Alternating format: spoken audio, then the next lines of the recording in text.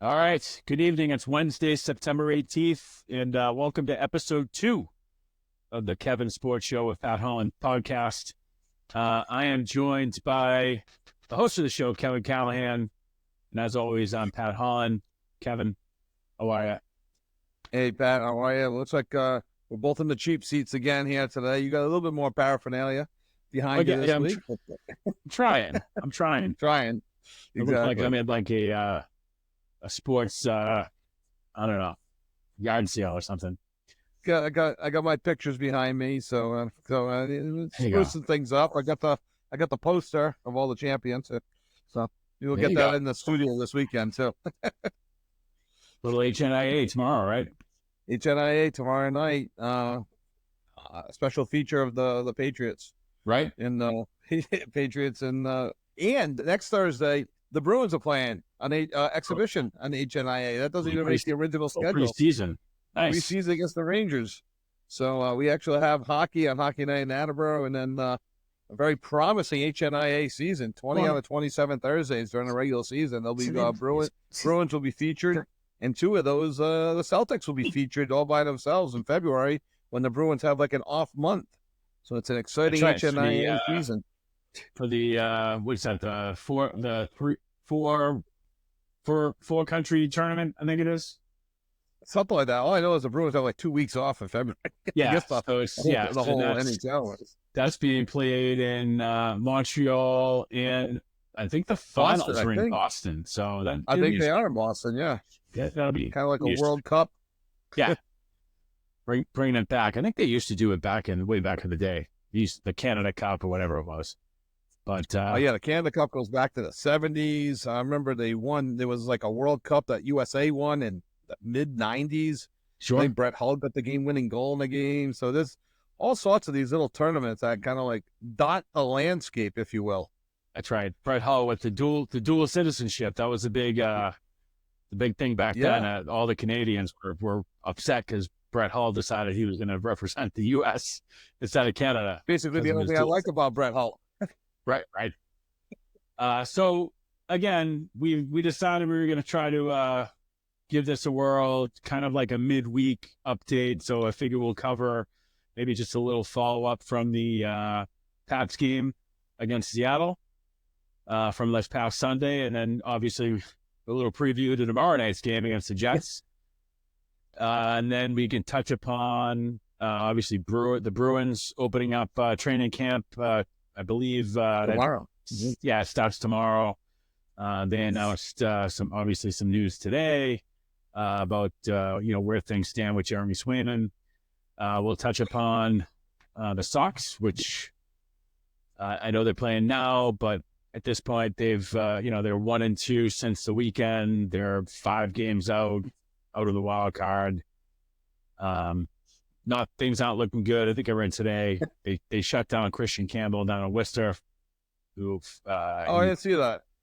Yeah, strained wrist last night running from home to first. I didn't see, I'm assuming I don't know how you get a strained wrist running from home to first. I'm assuming maybe he fell or something like that. But they haven't ruled him out completely. But I think at this point they pretty much they're just going to say they're going to shut him down for the season on and get healthy. But and then wherever things go from there. So yeah.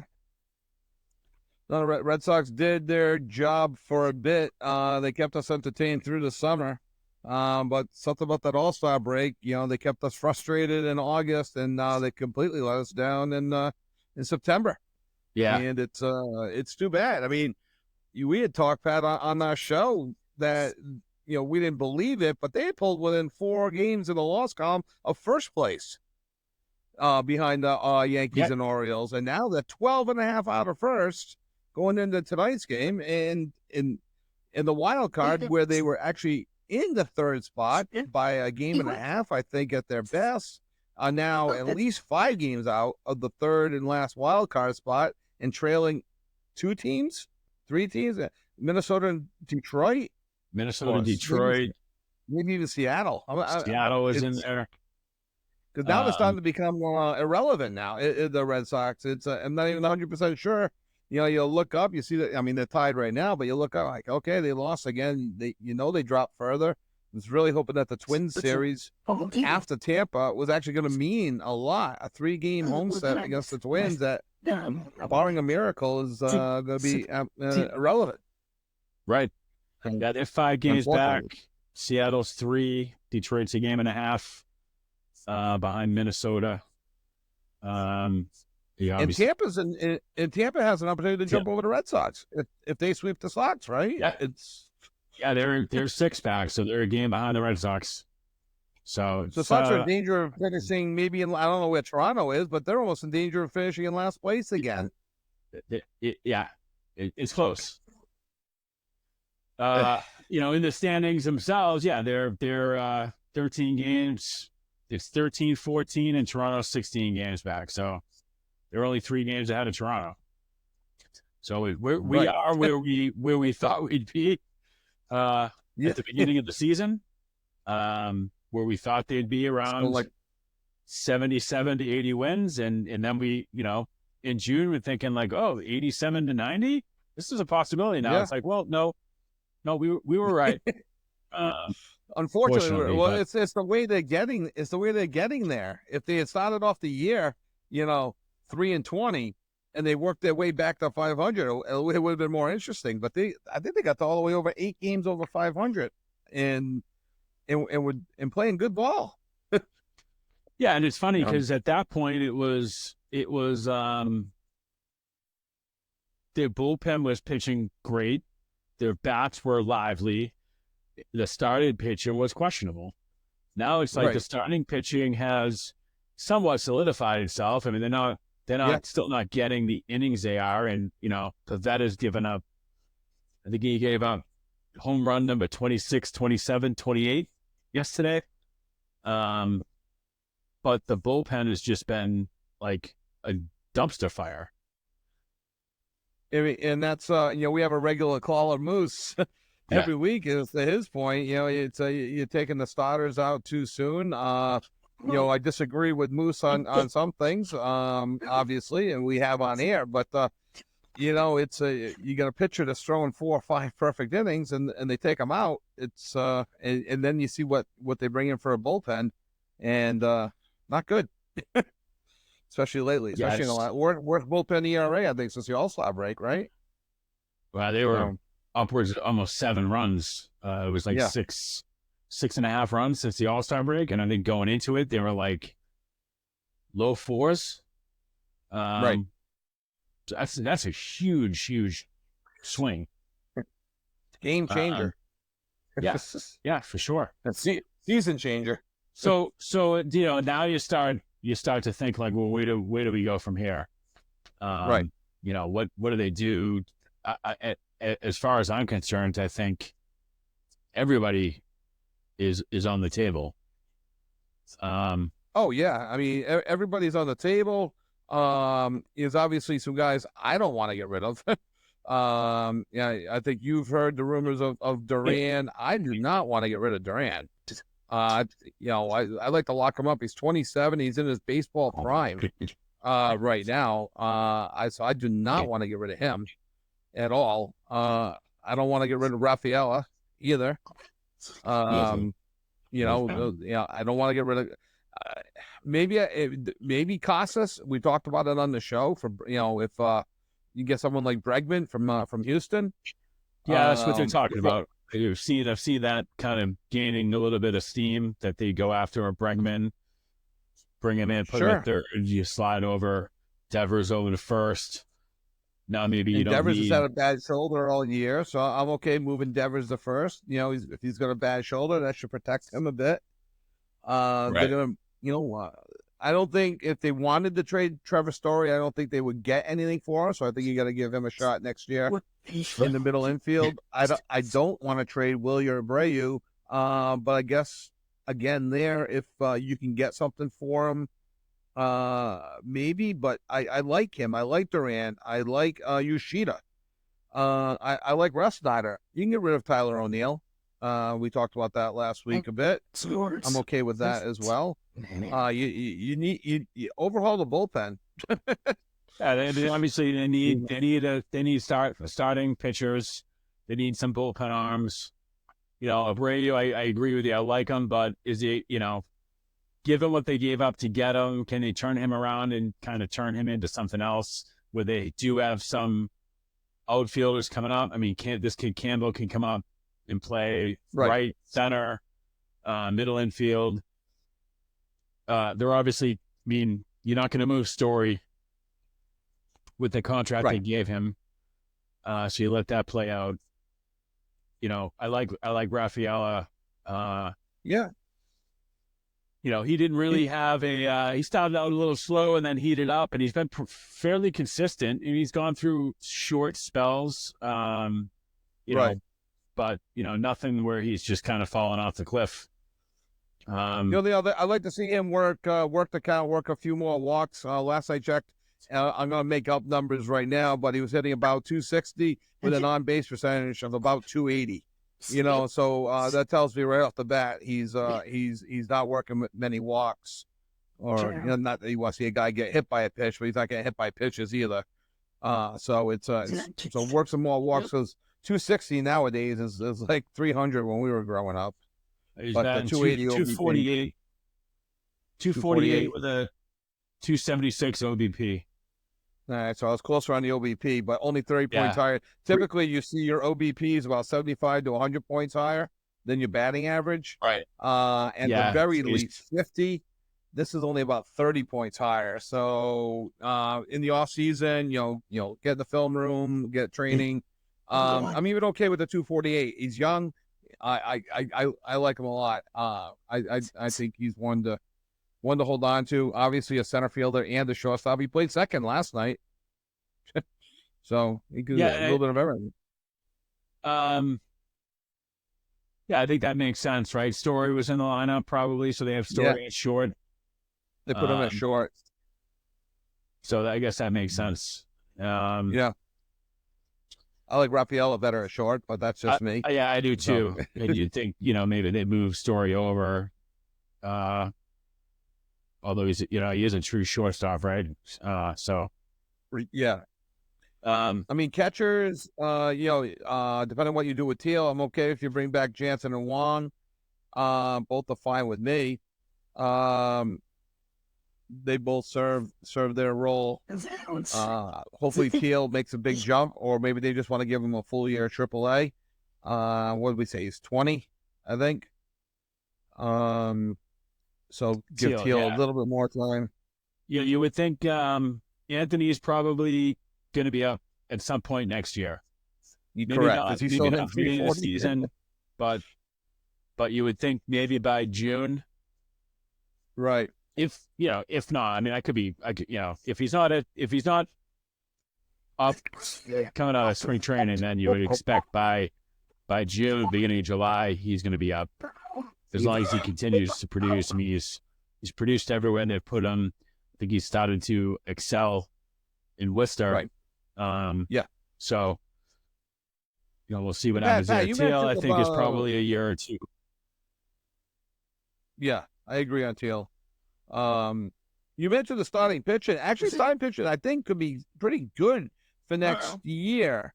As I'm looking at the roster, you Brian Bale coming back, Cutter Crawford, Cooper Criswell could be a guy that you move to the bullpen. You got Tanner Houck, Pavetta. I know he struggled last night. And there's oh my gosh, I'm drawing a blank on his name, but you got Stoddard and Pawtucket. Oh, the guy they traded for at the trade deadline. Quinn, who's down in what's his name? Quinn, right? He's drawing a blank. He's down in Worcester, by the way. I know. Yeah. I know you're caught up. And you still want them to be in Pawtucket, but did I say Pawtucket? Oh, they are in Worcester now. Yeah. Oh, when did that happen? That didn't make the news. Did it? No, you're right. So I'd like to see Chris Martin come back. I like him as a reliever.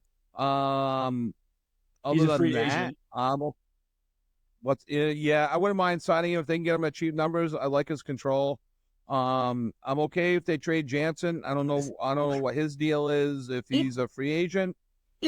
He was rumored at the beginning of the year if the Sox are sellers. So I don't know if that's still a possibility, if they could trade him to a contender. You know, or do you just go with him as your closer for next year? But I think I'm okay with the complete bullpen overhaul next year. I mean, it's Richard Fitz, Louis Guerrero, Bailey Horn. I mean, don't look at the roster.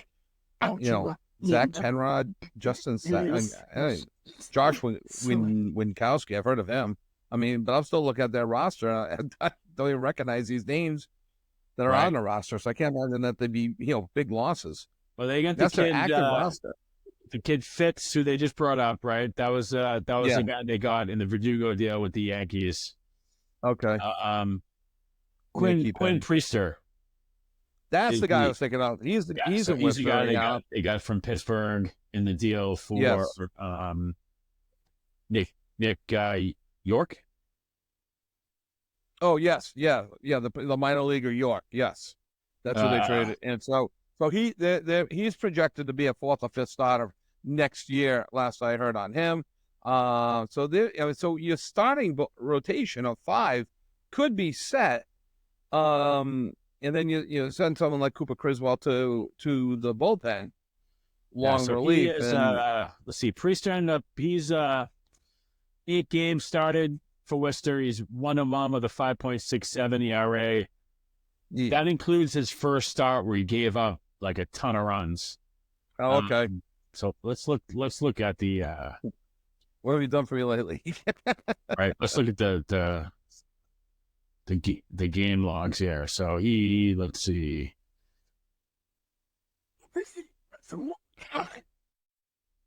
He pitched on let's see, his last inning, he pitched 3 1/3, 2 hits, 2 runs, 2 earned.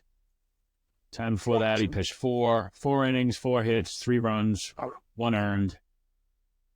Before that, it was 6 innings, 4 hits, no runs. He got the win. Hey, let's go with that outing. Let's see his first start. Yeah, his first start, he pitched 2 1/3, 6 hits, 8 runs, 8 earned. That was out of the get-go. So he's gotten better. Right. Every time he's pitched, he had, he's had a couple rough starts, but, that's the one that they're looking towards. Again, a 4th or 5th starter. You're looking at it. You're not expecting a Cy Young Award winner out of that. So he could be one, or maybe he's a reliever next year then too, as you pick up another starter. But you go, the bats, though inconsistent in the last month, I do like their bats. So I think an overhaul of the bullpen, maybe a trade here or there, especially if you can get someone like a Bregman. Stick with the catchers, overhaul the pitching. And then see what's out there. It's yeah. I don't know. Well, the Revs are up 2-0. Whoa! Break out the champagne. At breaking news. Yeah, they're up 2-0 with just about maybe a minute left in the first half extra time. So, which is good. All right. I gave up my tickets tonight.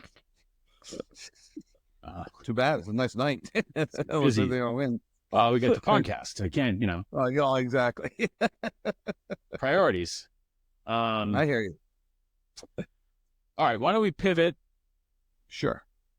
Let's touch base on the Pats. You got it. Let's see. Patriots. All things considered, right? They're 1-1. Yep. I mean, I guess they're meeting my expectations for what, the unknown of what this season was going to be. I think they left another one. I think the game against Seattle was certainly a game they probably should have won or could have won. You listen to all these other shows. My issue with watching the game Sunday was I just felt like things were too easy for Seattle. Yeah. Like they like Russian Brissett, you mean? Well, no, they just made Geno Smith look like Oh, all like an all pro. Yeah, I mean, obviously he's gotten a lot better. sure. He's certainly a veteran quarterback, but they made it look very easy. I think they gave a lot of cushion to the receivers. Well, you got three receivers. I think he had three receivers close to 100 yards. Yeah, he did. So And the Patriots have three wide receivers that didn't even see the ball, right? I mean, I did three wide receivers for 7 yards. I think, and that was, I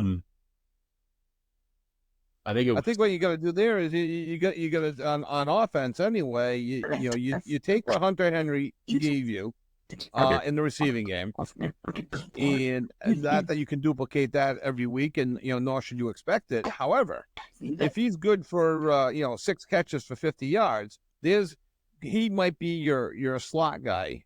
That they made very popular with Edelman and Welker, even Troy Brown to a lesser extent going way back. But they have to figure out a way to get their wide receivers involved. they have to activate Whether him it's a somehow. quick play, flea flickers. I don't know. You don't want to go the well too often with trick plays, Bubble but screen. something, yeah, just a little slant. I did hear on one of the shows. I mean, what was Jerry Rice famous for? Was a little slant 3 yards and bolt 50 yards up the field. Now, I'm not saying any of these receivers have that speed in them, but if they're playing in the NFL, they should be able to get enough separation to catch a ball and at 5 yards and maybe not break it for 50, but 10 or 15 before they get tracked down. And that would help out Brissett immensely. And in theory, Hunter Henry or another tight end would be out there to help block and free him up. Then you got Ramondre Stevenson in the running game. The running game was fairly effective again last week. So that's 2 weeks in a row that they show that they can run. So it's somehow, some way they have to scheme to get the wide receivers involved in the game, because it's 2 weeks in a row that they haven't been.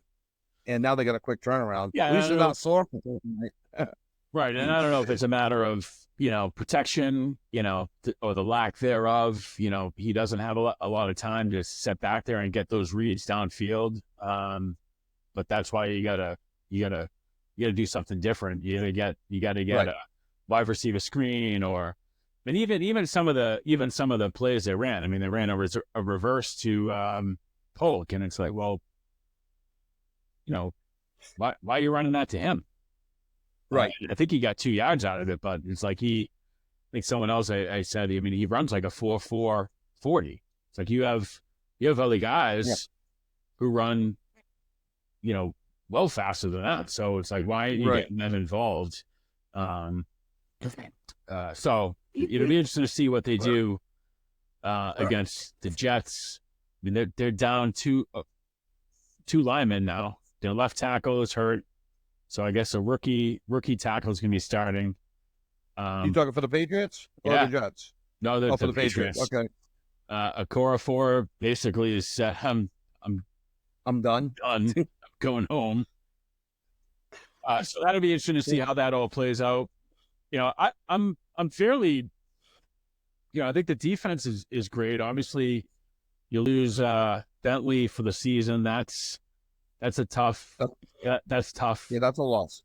That's a huge loss. Yeah, it's a huge loss. Yeah. I mean, so you hopefully you can fill the gap there. Next, you got to get that next man up. It's interesting. I was listening to an interview that Rogers did where he talks about Gonzalez, and evidently Gonzalez rehabbed at the same Achilles center, even though he didn't have an Achilles injury as Rogers. So Rogers said he got to kind of know him, and he's like, I mean, what's he going to say? I mean, obviously he's going to say exactly what he said, but he's like, this kid's an elite guy. It by, the coverages they put him in. He's able to play outside. He's able to play inside. They don't put a lot of those coverage on these young guys, so he's able to do it.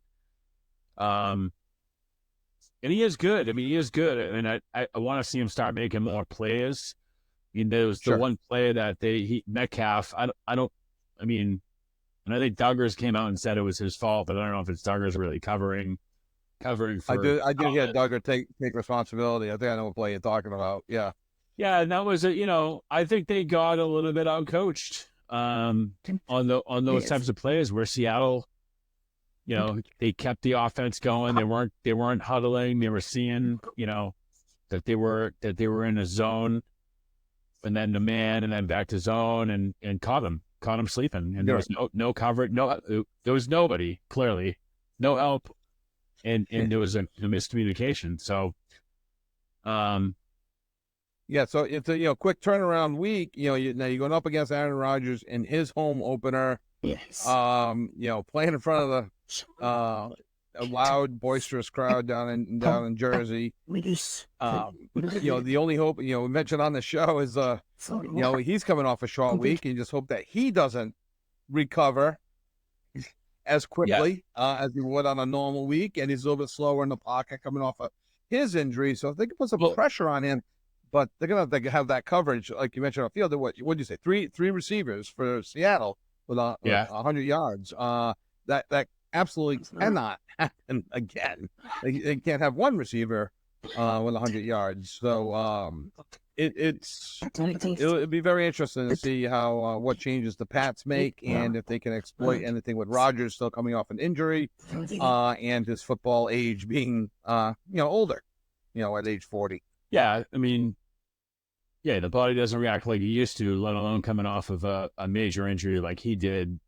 And I think he's not, I'm not going to say he's a shell of himself, but he's not the Aaron Rodgers that he was 2 years ago, 2 years ago. Right. But they, obviously they have some weapons. I mean, they got Breece Hall is legit, and he's a legit receiving option for them out of the back. So they got to keep him in check. No, obviously you're going to put the pressure on Rodgers. Even if you don't sack him, you just got to pressure him a lot. Make him move a bit in the pocket. Make him make mistakes that way. If you don't pressure him and you give him too much time, I mean, it's what NFL quarterback can you give time to? Really none. And then you have somebody like an Aaron Rodgers who's just that precise. So you have to put some sort of pressure on him. So they might have to come in with different blitz packages that they haven't run through the first 2 weeks. Something that Rodgers hasn't seen on film yet. They're going to have to do something different, I think, to get to him.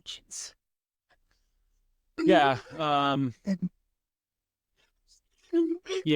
They I think in both games they've had less than 270 yards for the Jets, so they're struggling. They're struggling too. 5 for 12 on third down last week. They punted 6 times.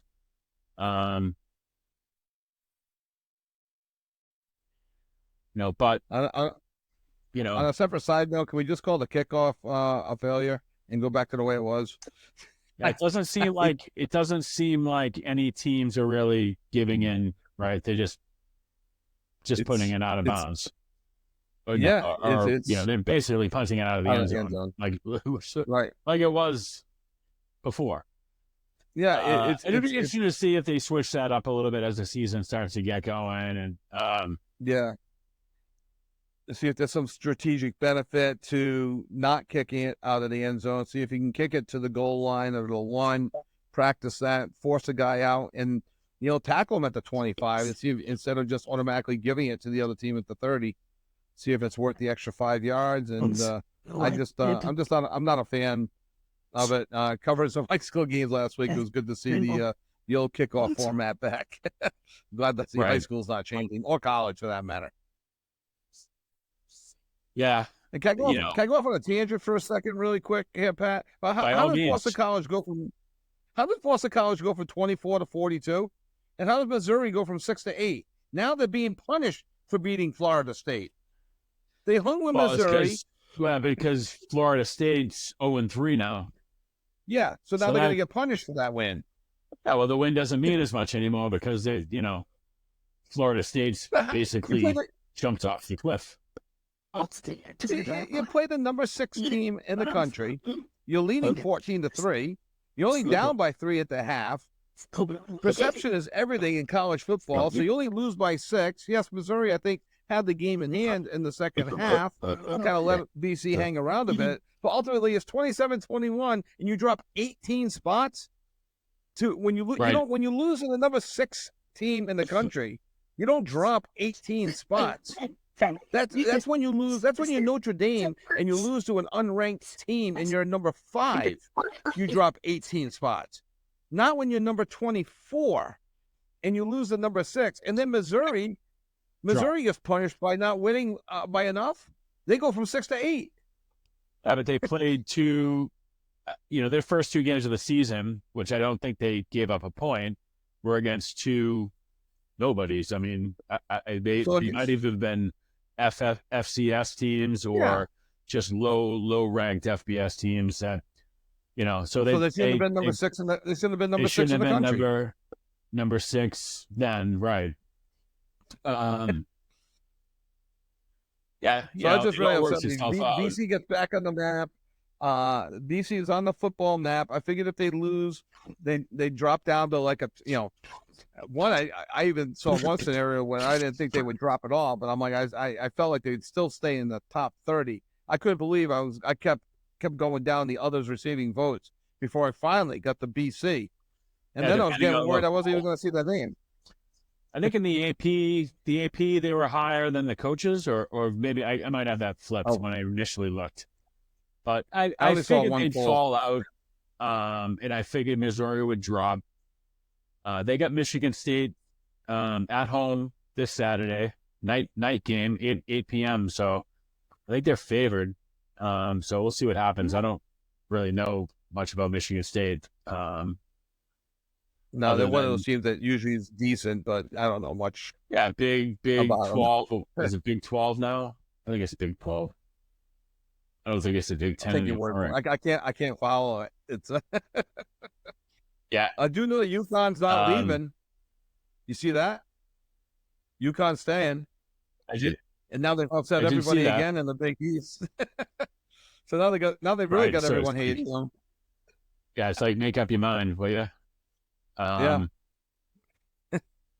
Maybe it is a Big 10 still. It is a Big 10. I don't know. I think Michigan State is 1-0 on the season. I think they had a 27-24 win. Again, no, what are they? What am I looking at here? Michigan State. Oh, sorry, they're 3-0. Okay. They've played Florida Atlantic. They beat Maryland 27-24, and they beat Prairie View. This past week, 40-0. And now they got BC at 8 p.m. Is Prairie View one of those teams that seems into their basketball tournament? Could be. Very well could be. I'm assuming they're an FCS team. Yeah. Oh, no, they're in the SWAC. Yeah. The SWAC West. Although maybe that is S. I don't know. I didn't just. I guess I gotta dive back into college football. I used to watch my stream there for a second. I think your internet's slow, or it could be mine. It's so hard. I don't know. It's so I gotta many figure games. that out now that I'm down in my dungeon. Yeah. Red Sox are up 2-1. Top of the eighth. I'm having some problems with my internet all of a sudden. But... So they just did something. 2-1. Who hit the home run? So Duran got an RBI. Nice. Yeah. Reds are about to open up the second half. Jump into the Jeremy Swayman talk. So, we'll see what happens tomorrow night. So, as we've said, trying to get times, Joe Thursday McDonald night football is usually pretty. Yeah. As we've said many times, Thursday night football usually becomes pretty vanilla because of the short week, especially when you have 2 teams coming off a short week. So I don't expect much out of tomorrow's game. No. It could be an ugly game. Hold on one second. I mean, the one good thing the Pats have done is they, it's Obviously, they won week one. They very easily could have won last week. They could easily have been 2-0. Keep hanging in these games, and be a little bit more. Be maybe more entertaining than what we thought they were going to be. Yeah, Going into the season, more entertaining than last year. yeah. I'm okay with lower scoring games. I mean, 17-6 is fine. When every play means something, that's fine. They don't have to, play these, 30-3, type games, unless they're winning, which we done. But no, but a nice close game is great. Good interest. As long as they're competitive. Exactly. No, it looks like, and then it looks like, you got the Jets on a short week. Could be interesting. You get San Fran coming in the week after. Now they're without McCaffrey, and they're going to be out. Their wide receiver there. Deebo Samuel. So that's interesting. That game's in San Francisco, though. Yeah, I still think they have a ton of talent, so it's not going to matter as much. But it'll be interesting to see. As long as they make it interesting. And then they come home against Miami, who doesn't have a quarterback right now, and won't when they play the Patriots. Yeah, so Miami came out and put Tua on the injury reserve, which means he's out for the next 4 games at least, I think. So, and rightfully so. We'll see what ends up happening out of all that. So so you have the Pats again. I went full homer last week on our show and said the Pats could be 4-1 after 5 games, but I'm not saying they don't have a chance to be 3-2. Or 2-2 going into the Miami game. I still like their chances on Thursday. I do not like their chances against San Francisco, but I like their chances against Miami. So, again, could they be 1-4? Absolutely. That's in the first 5. 2-3, 3-2. It's all on the table, but it's there. They keep playing close games. I think they can pull this one out against the Jets. I think they can pull it out against Miami for sure. Yeah, it's when you're going up against the elite. And I don't think Aaron Rodgers is elite anymore. And that's the one thing the Pats have going for him. How many elite quarterbacks are there right now? There's not a lot. No, there really isn't. How about Carolina? And here's an organization that, the amount of draft capital that they gave up to move up to take. Bryce Young? Yeah, Bryce Young. Now to turn around and basically bench him and say he's not the guy. Right. It's like, they could have drafted anybody else at this point. Exactly. Who would have been better. And they would have still had their draft picks. Right. They gave up, I think they traded up a couple spots, right? Well, they gave up their first round in 2023. They gave up their first round in 2024. They gave up more, their best wide receiver, and they gave up their second round pick in 2025. So Chicago has their second, Chicago, unless they traded that away, which I don't think they did, but they'll have Carolina's second round pick in 2025 So Carolina's hurting for the future unless they start making some trades. They basically mortgage their future away and have nothing to show for it now because they have a quarterback that basically they've ruined. Right. Yep. And maybe they didn't ruin. Maybe he's just wasn't, he's not, I'll tell you the jury was always out on all those Alabama quarterbacks because it was always a system. You get into the whole Belichick, Brady a system quarterback. Same thing with the Alabama guys. Well, when you're Alabama, and again, I don't claim to know much about college football, but everybody knows Alabama. And you're bringing in Alabama, and you're bringing in the best of the best of the best, and they're going up against Prairie View.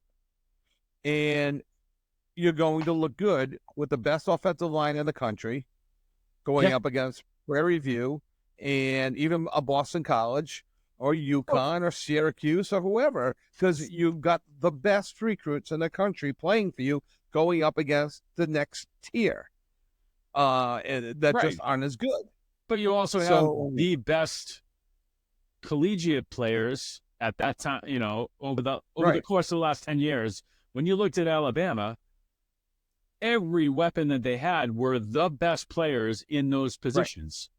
So now you're going into the NFL, which is a very select group. Yeah, there's 60-man rosters on 30 teams, but there are how many Division I football programs in America? Over 300. Right. They're carrying rosters of anywhere from 80 to 100. Mhm.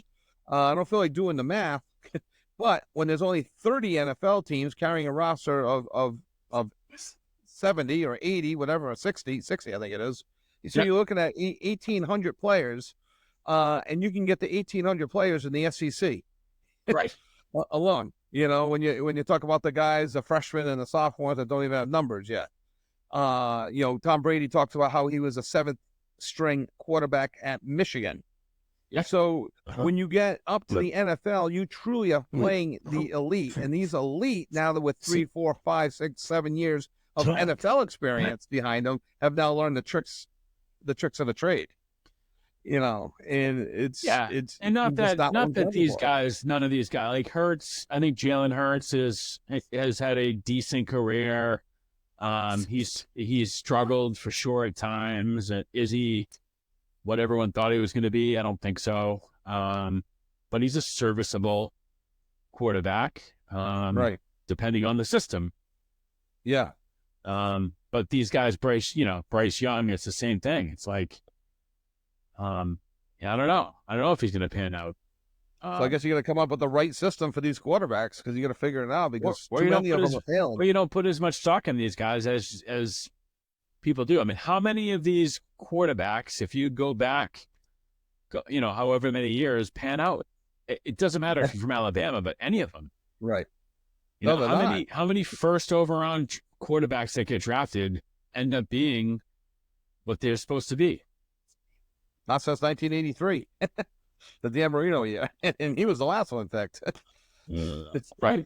Okay. Yeah. I mean, that's at the end of the day, how good are these guys, and how good are these scouts?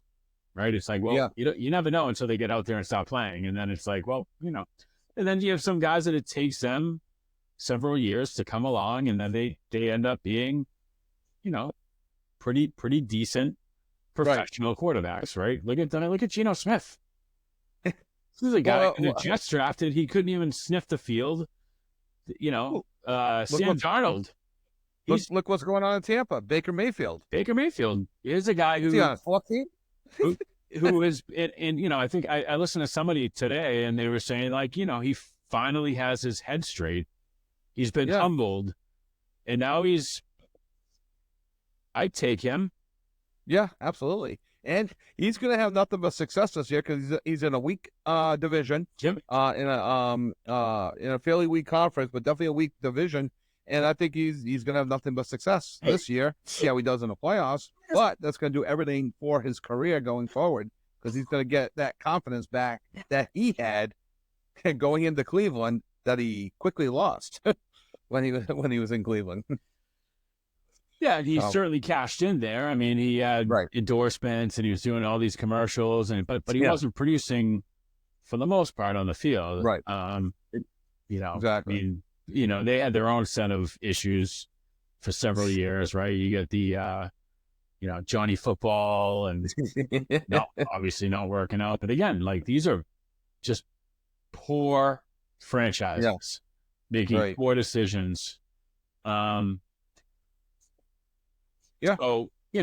that's why I'm like, I'm kind of fine with bringing Drake May along, giving him as much time as he needs to understand.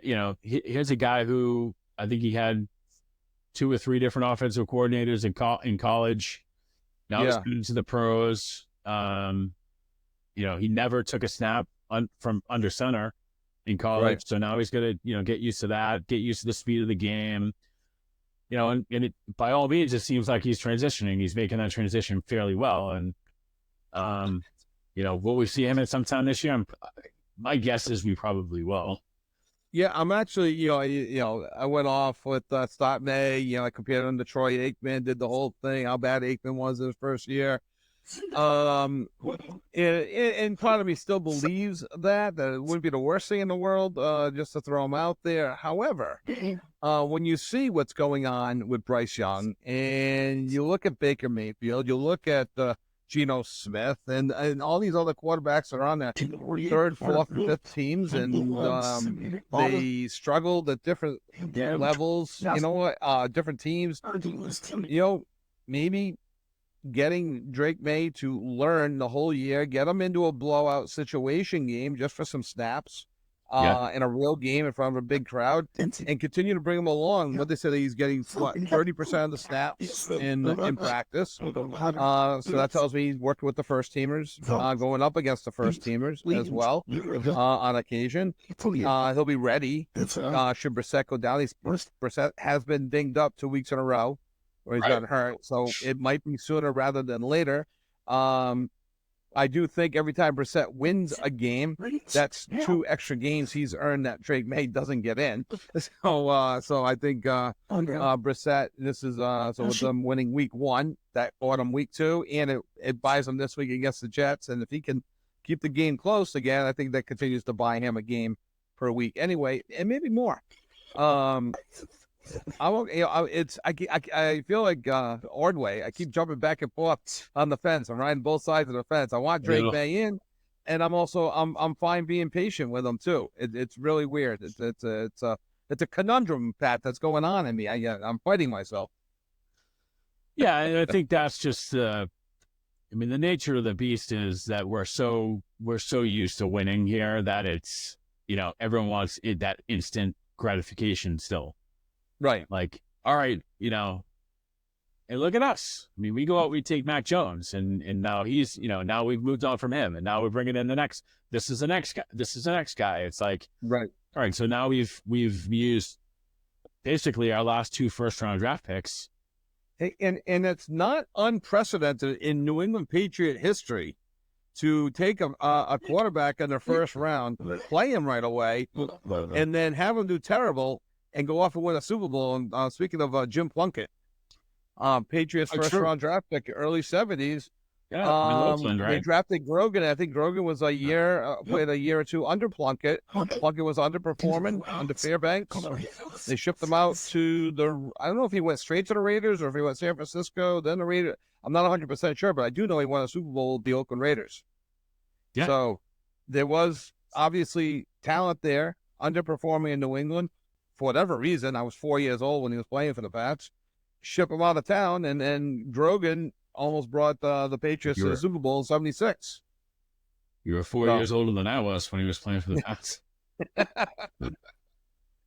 But so it'll be interesting to see how it plays out. But like I said, I've been kind of pleasantly surprised by the, maybe the fight.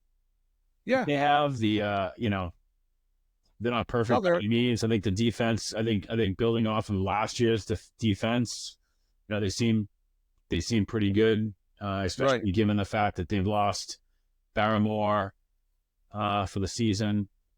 So I've been pleasantly surprised by White. Yes, very much so. I mean, what's he have 5.5 sacks in 2 games? 2 games. Sign him now to a long-term contract.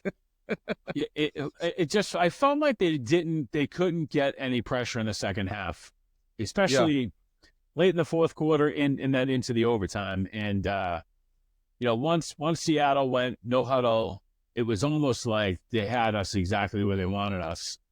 Well, you had the sinking feeling too on the blocked field goal attempt. I'm like, oh, yeah, and that's just one of them things where for Brissett being a veteran, quarterback, right? You got to know that you can't take that sack there, right? You can't take it. You got to get rid of the ball. A longer field goal. You set up a longer field goal, and so. And then I question the 3rd and 1 play call in the overtime where they had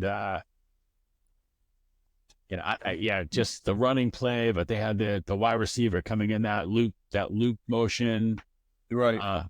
Just didn't make any sense to me. It's like, if you're going to run, because I think it was 3rd and 1 or 3rd and, Yeah. it's like, you just bring in your big guys and just run it down their throat. Yeah. So challenge your offensive line to run it there and get them the short game for the first. And they didn't have much success stopping them. So as soon as they kicked the ball away, I'm like, maybe you go for it on 4th there.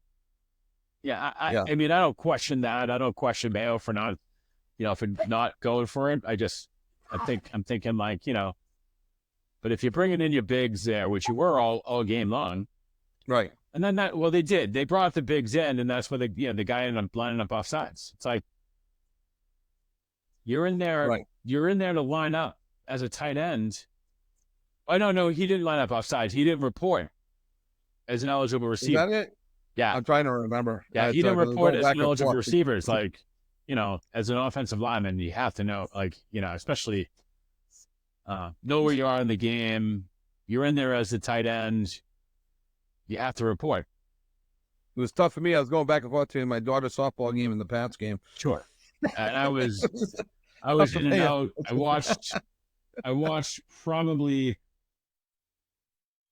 up to the 4th quarter. I was outside doing some work outside, listening on the sports app there. I think it's the Sports Hub app, and then kind of caught it. My wife still yells at me because she's like, you said you didn't really care much about this season, but now you're yelling at the TV. I'm like, well, I don't care, but I care.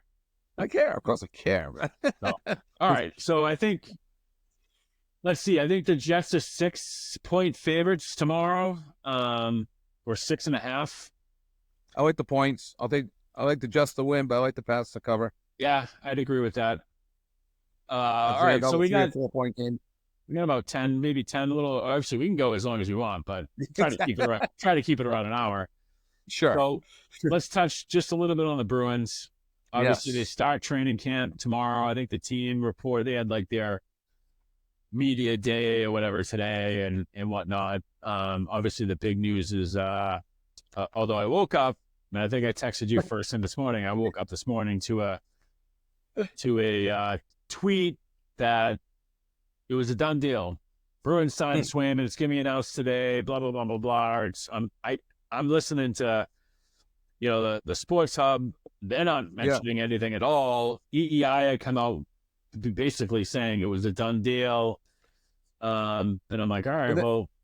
And then I'm confused just to give a timeline because at around 7:30, I'm driving into work and I'm listening to Fluto Shinzawa from The Athletic. He was on the Sports Hub, that at the noontime press conference, there's no way Don Sweeney's announcing any contract signing.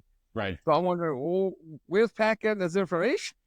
Then I basically hear through some other some other sources that 8 years, $8.5 million is what supposedly was that done deal.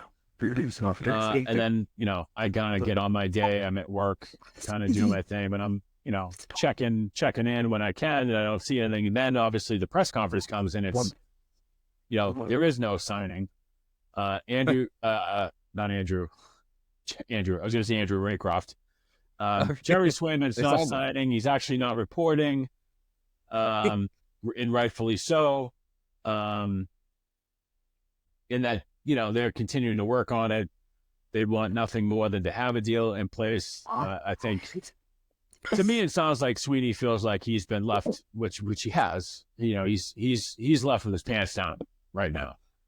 It's interesting in the sense that I don't know what if the 8 year, $8.5 million per year, AAV, if that is accurate, and Swayman said no. I don't know what him and his camp are barking about. That's a very generous deal for someone that's never played more than 44 or 43 games in a season, in my opinion. Oh, yes, for sure. If it's the Bruins that are balking, I'd be surprised. Then my guess is the Bruins are balking at the number of years. So I don't know who's balking on this, because if I'm Swayman, I'm taking it. from the agent. He's getting the longevity, and he's getting top goaltender money, if that is accurate. If the Bruins did offer that, kudos to them. Ever since the hard cap came in many years ago, Bruins were always accused before the salary cap of not paying their players. That's why Bork left. It's they could never win a cup. They were competitive, didn't win. Once the cap came in, the Bruins have always spent to it. You hear a couple old time Bruins fans still hold on to that. Oh, Jacobs is cheap.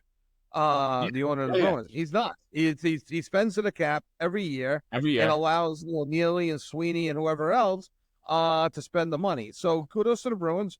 I wouldn't give them 10 years, and I wouldn't give them $10 million either. It seems like a good deal for both, based on what Swayman has accomplished so far. Given the circumstances, let's rewind. So they own his rights. He was arbitration eligible last year. They went to arbitration where, both sides get to present their picture, and it's never an easy process, and somebody usually gets upset about it, and it's usually the player, right? So they come back with $3.85 million. Is I think what he made this past year, 3.8. Yeah, it was in the upper threes, 3.5, 3.6, something like that for 1 year. But the Bruins, by all rights, could have signed him to a 2-year at 3.85 last year, based on the arbitration. Right. They decided not to, but essentially extending the olive branch to him, saying, "Hey, we get it. We know you're upset. This wasn't this isn't how you wanted things to go. Good faith effort. We'll sign to a 1-year deal." Then coming out of this past season, they could have gone back to arbitration. They decided not to. That's key. They could have easily gone to arbitration again. So now it's like, what's going on?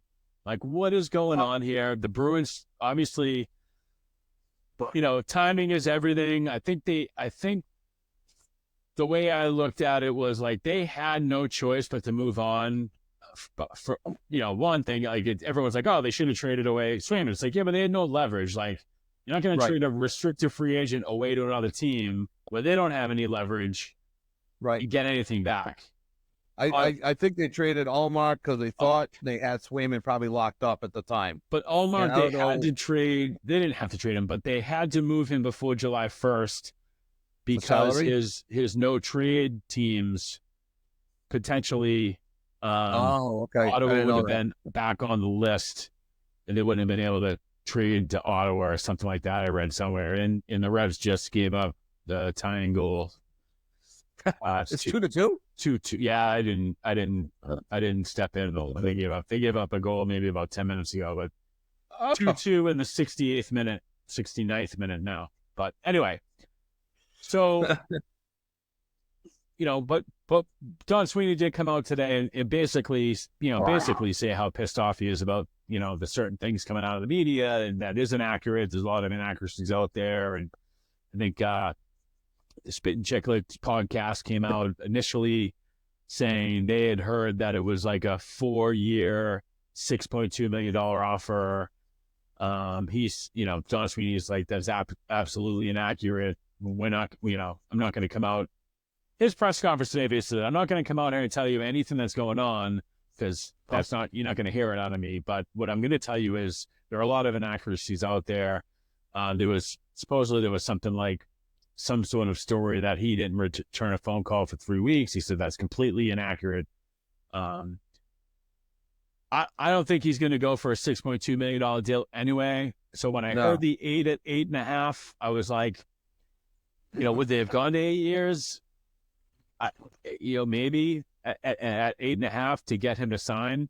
And they are at 8.6 under the salary cap as of today. So the money works. The money worked. You wonder, is it as simple as the 8 years? And maybe everything's accurate, but the last 2 years, and I am making this up. I didn't hear this anywhere. The last 2 years are under the Bruins' control, and Swayman wanted the last 2 years to be under his control, like a player option for year 7 and 8 versus a club option for year 7 and 8. Is there some wording like that that's upsetting? That's the thing. 'Cause it really seems like the numbers are pretty close. If they can't, if one person's offering 6 years, the other one's offering 8, take 7. It's Well, he won in 10. So if the initial numbers were so then 8's the 6.2 compromise. and 10, then yeah, 8. I thought it would probably be around 7. They probably wanted to get it like 7, 7.5, so that way they had a little bit of room. If he wanted 10 and 10 and he's getting 8 and 8, he wanted seems like a compromise to me. He wanted 8 and 10. 8 and 10. I think I think 8 is the max in terms of years. 8 years to sign. 8 years is the max. Yeah. Okay, so they're giving him the max. 8 years. It's Maybe funny, the last year or two is a club option. The same week this comes out, there's a interview article. I think I read and watched an interview about Sidney Crosby taking less money for years. Yeah, he just signed. He just re-upped for 2 more, and the only reason why he didn't do more is because he's just not 100% sure when he wants to be done. That contract brings him to 40. I think his average annual is about 4.5. Yeah, so he's left. I want to say somebody said, or at least I've read somewhere where he's left between 40 and 60 million on the table over the course of his career. He's doing what Brady did when he was with the Patriots. He said, it's not, to me, it's more about the winning.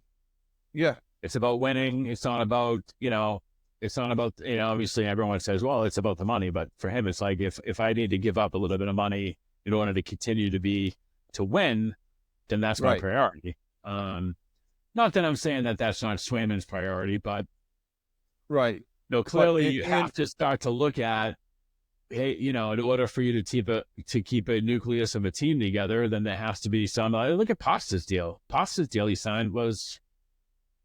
I'm not saying he needs to take a hometown huge discount, but Pasta certainly did. Yeah, what was Pasta? I think 7 years at 7 million, 7 years, 8 million, something like that. Yeah. So he's one of the highest paid players in the game. We no tears, for Pasta, but he also accomplished things too. Swayman's just out there. Yeah, I'm a big Jeremy Swayman guy. No doubt. I like him better than Allmark. I'm glad they held on to him, but I think he also has to be realistic on past performance. And it's 8 years brings him to age 33. Things like that, things you have to look out for. With not just goalies, but all hockey players, all professional athletes. So there might be some club options at the end. There might be some no trades in there. Maybe they can't agree on the teams he can be traded to or not. That's all that verbiage that we don't know. Pasta's at 8.5 for 7 or 7 more. Hold on, this website I'm looking at isn't the greatest. Kenley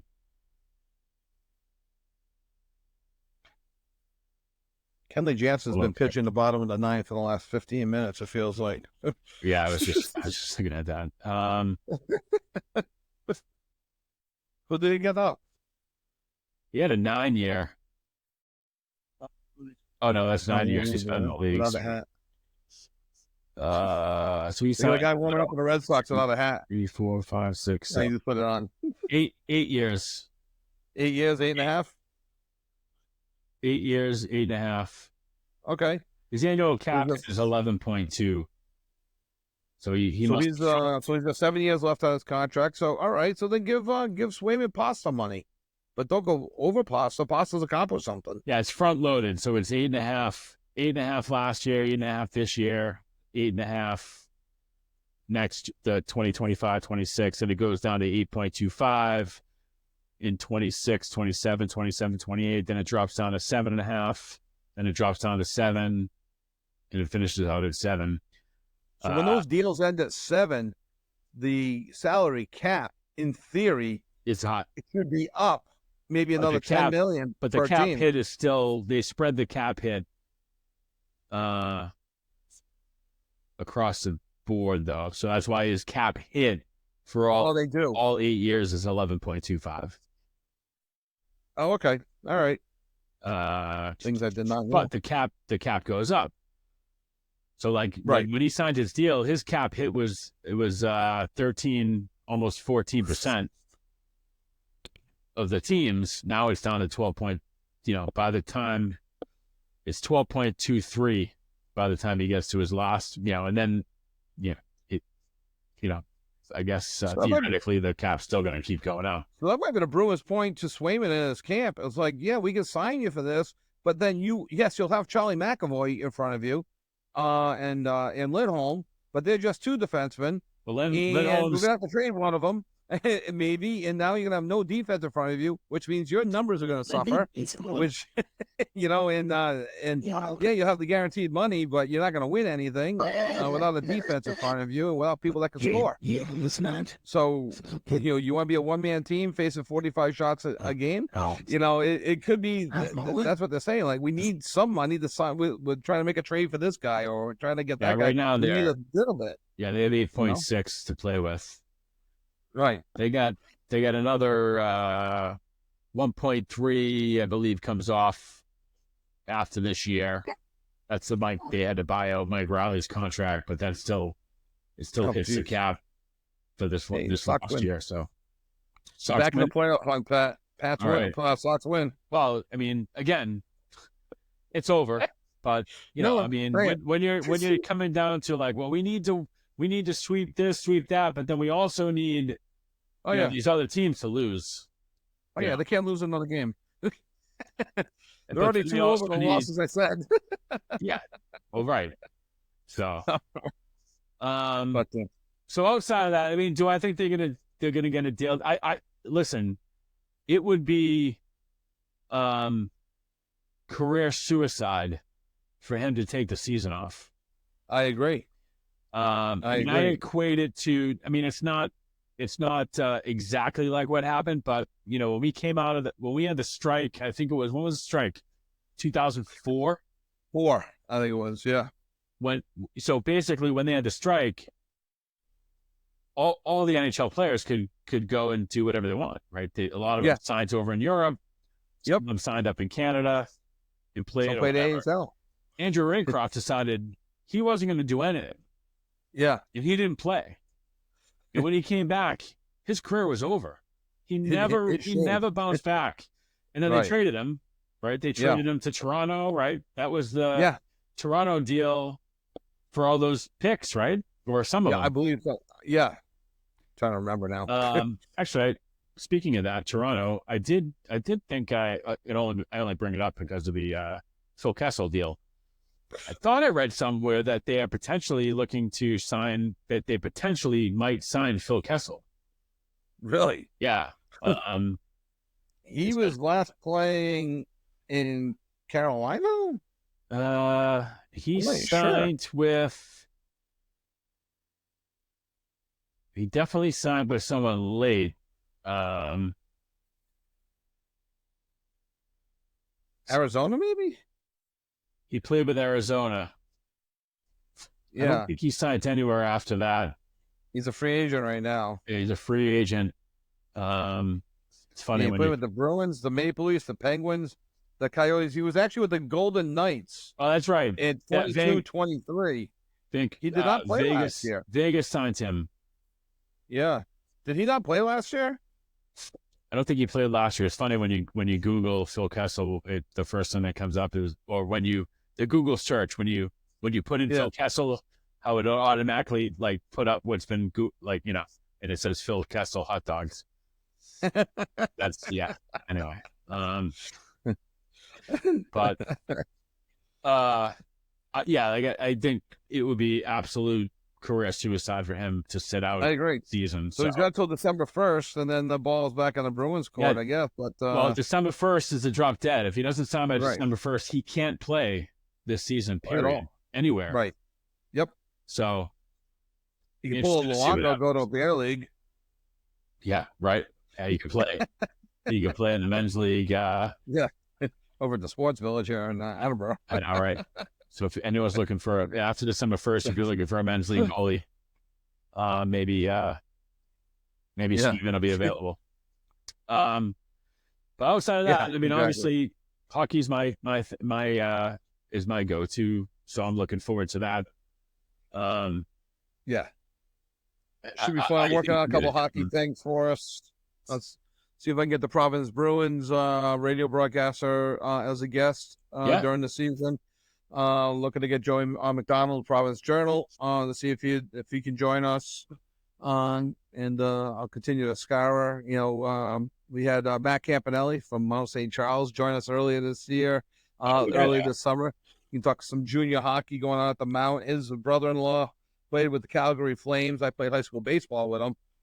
Mike Murray played with the Calgary Flames organization. Made it to the St. John Flames in the 8. I'll never made it to Calgary. Sure. Injuries, but so we got some hockey connections that we can bring in to our show. I think that might be fun. To discuss as the winter goes on this year. Yeah, that'd be cool. Yeah, big fan. Obviously, it'd be interesting to see what's going on at the Mount.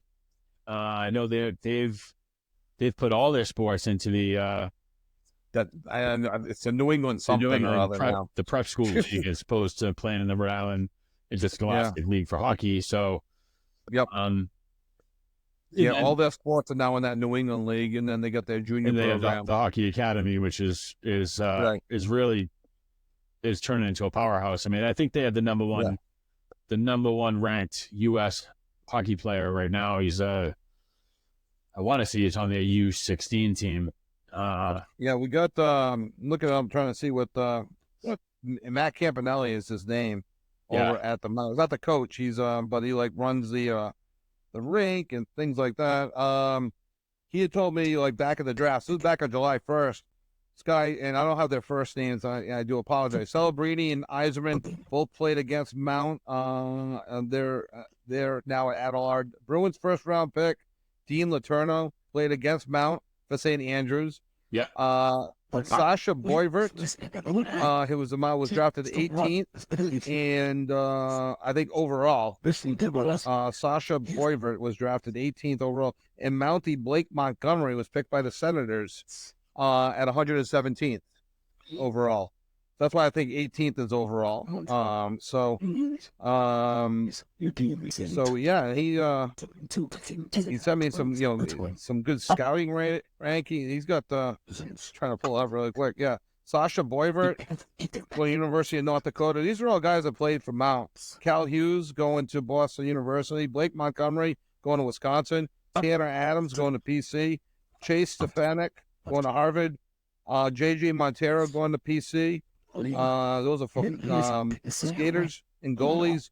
John Parsons going to PC, and Jaden Cholette is still at Mount right now. So, but is on the prospect list of people that get drafted or going to D1 colleges. So those are some good hockey programs I just mentioned there, and those are players that played at the Mount once they made this commitment to their junior program. No kidding. So they got quite the program going on up there, and that I want to say they play in that new prep league that plays against the Shattuck St. Marie and those big hockey powerhouses. Yes. Trying to look for this kid's name because there was a big thing when Johnny Gaudreau passed away. He had skated over the summer with Johnny Gaudreau. Okay. And Johnny Gaudreau made a comment that he something about he thought he was a professional player just because of he was he didn't know he was. So he thought it was the way he handled himself. Yeah, the way he handled himself, some of the passes he was making, and then to find out he was a U16 player at Mount, but he's from New Jersey. Which is why it's the same. Let's see. From New Jersey. I don't have anybody specifically on this. Just the way the roster is mentioned doesn't say what town they're from. So, on what he has sent me, but no, some good stuff there. I'd love to have Matt back in. Do a little research on their program and when they start and when they got games, and now would probably be a good time with school starting. That's a fun one. And he can join us in studio as well, and I'm sure he can talk some Bruins with us as well. Even if we can have him on the show. We can have him on this some night. Exactly. That'd be great. A little bit more time to do a deep dive and that's my, like I said, if you don't find me, in my office working, you'll find me at a hockey rink somewhere watching. Yeah. Even if it's Hockey. even if it's bad hockey. Yeah. Unfortunately, but I'll drive up to some of these beast hockey tournaments where there's just a ton of talent in from all over the country, and I'll drive up to Marlboro and Foxborough up to the they have just games all day. I think Attleboro hockey coach Gary Warren joined us at Hockey Night in Attleboro last week. Really? Made a return. Yeah, he I showed wasn't up. there. You weren't there last week. Where was I? I think my car was in the shop. I don't know. We had like 14 people here last week. It was packed. Did you collect dues? No, I'm just kidding. I should have. Right. So, all right. Well, let's see. We're an hour and 15 in. So why don't we can wrap it up as always. Sounds good. Evan, thanks for doing this. I think we teased a little bit, but we were in the middle of potentially changing up the show name for Saturday mornings, and hopefully go into a 2-hour time slot in the future. And we're not sure when. At some point, which would be because then we decided to do this because we couldn't touch on half as much stuff as we want to normally on the weekend, right, with obviously given the support of our sponsors and the commercials and callers that call in. But and as we mentioned, we are a local radio station right out of Woonsocket, WON. Been in the business since the 40s and been covering high school football actually since 1946 themselves, and on and off, but continuously like since the 70s, and probably one of the few radio stations that's still owned by a single person. That then sell to your iHeartRadio and Odyssey and all the other things that you hear.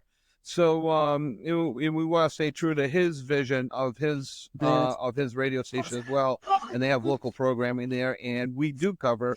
Who knows, Pat? Maybe you'll be joining me on a high school broadcast, but it's my third year covering high school football for them, and we've had Marty Crowley, the athletic director of Cumberland, calling. So we want to make sure that we hit the towns that are covered by WON and make sure that they're getting covered, and because many of our sponsors come from the Woonsocket Cumberland area, right? So, and then you're gonna sign off and start to prep for your big game Friday night in Cumberland, right? I've already got them. I've got the stats. I've got the rosters. We got Cumberland against Hendricken Friday night from Tozier Cassidy Field. Cumberland 1-0, beating Barrington last week, and Hendricken 1-1, playing teams from outside of Rhode Island. So this is their first Rhode Island game this week. So I think their first game they were blown out by a team from, I want to say, Pennsylvania. I think either Pennsylvania or New York. I think and they blew out a team from Long Island in week 2. So I think the first one was Pennsylvania. So right now in the 7 o'clock at Tozier Cassidy in Cumberland, right off Mendon Road, and right now Hendricken is ranked number 1 according to the Providence Journal, and I think Cumberland's coming in at number 6. From the top 20. So good stuff. Should be a good game on Saturday. We got Pilgrim and Woonsocket. Should also be a good game. I'm sorry, no, Pilgrim beat Woonsocket. We have Mount Pleasant against Woonsocket. Both teams are 0-1, so that should be a good game Saturday afternoon, right after our sports show. Perfect. On Saturday morning, so that should be fun too. So, all right, man. There goes the train. There goes the train. All right, so we're gonna sign off, and I'll talk to you Saturday morning. I'm sure I'll talk to you before then, but I'll see you Saturday morning. All right, sounds good. Hockey Night in Attleboro tomorrow as well. Well, yeah, I think I'll be there tomorrow night. Yeah, I'm going to try to get to the Hendricken game. I'm playing in a golf tournament Friday up in New Hampshire, but I should be back hopefully by 5-ish. Let me know if you're there. If I don't have Marty Crowley on at half, I can maybe have you on at halftime as well. Yeah, perfect. Yeah, right, man. Your expert opinion. Yeah, yeah. All right, man. I'll talk to you. Have a good night. Thanks, everyone. You too. Thank you.